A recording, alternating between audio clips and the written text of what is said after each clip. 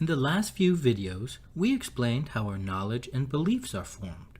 We also tried to understand the relationship between knowledge, beliefs, and stress. In this video, we will explore how emotions form and their role in causing stress.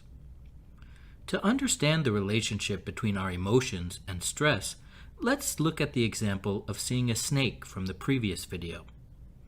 Imagine you are taking a walk in the park at dusk along with your friends, and suddenly you see a snake in the distance. Obviously, you get alarmed and inform your friends of this dangerous situation ahead. After looking at it, your friends respond that it is just a black curved rope and not a snake. Now you look again and realize that indeed it is not a snake. In the previous video, we concluded that a combination of wrong knowledge and beliefs led you to be fearful in this situation. Here, let's introduce a bit of a twist. Before your friends conclude that it is not a snake, one of them who believed you initially gets emboldened and tells you calmly that he will take the snake away using a stick before it can hurt anyone. In this case, both of you believed the object to be the snake initially, and both of you also believe that the snake can be harmful if it bites.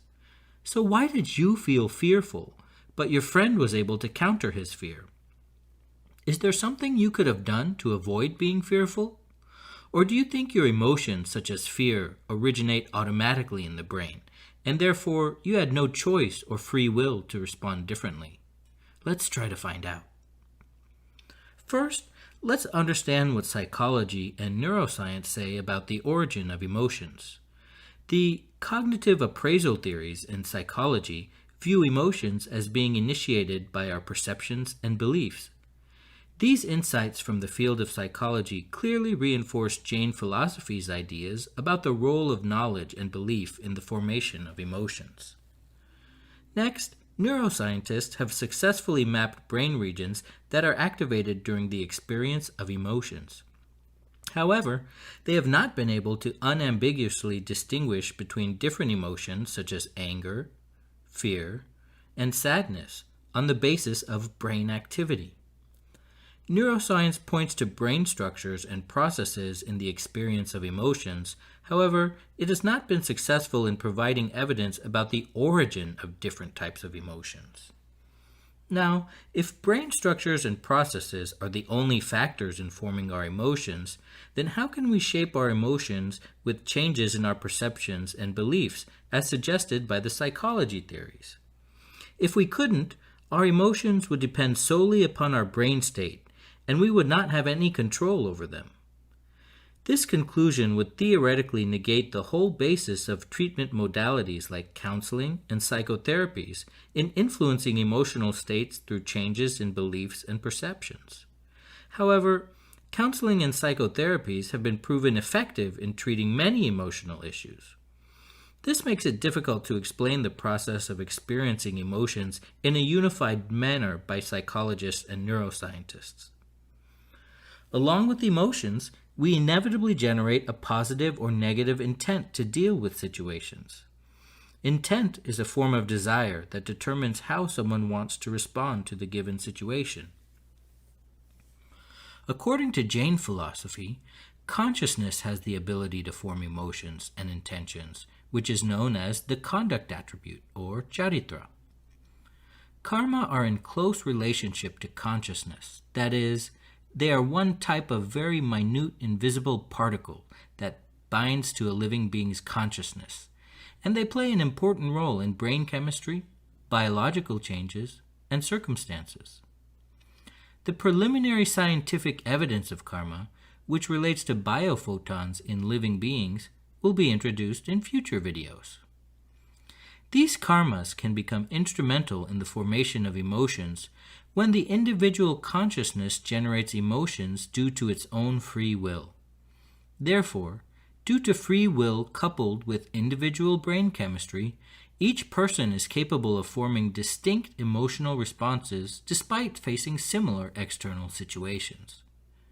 Without accepting this idea of free will, no criminal punishment can be justified because every crime can be ascribed to a brain condition. Thus, All of us are the creators of our own stress-free or stressful life. Applying this to our scenario of seeing the snake, we can now understand that despite having similar knowledge and belief in this situation, your friend was able to form a response to counter fear because he exercised his free will by forming the desire and intention to remedy the situation. It is this positive intent that led him to think through a solution to deal with the problem without being fearful. This example demonstrates that in addition to our knowledge, beliefs, and emotions, our intent is also a crucial factor in dealing with stress. According to Jain philosophy, all worldly living beings experience emotions such as anger, krodh, ego, man, deceit, maya, greed, lobh, sorrow, shok, fear, bhai, affection, rati, disaffection, arati, laughter, hasya, disgust, jugupsa, and sex passions or stri purush napunsak ved. Living beings are also capable of experiencing a neutral state known as vitragata, which is devoid of all emotions.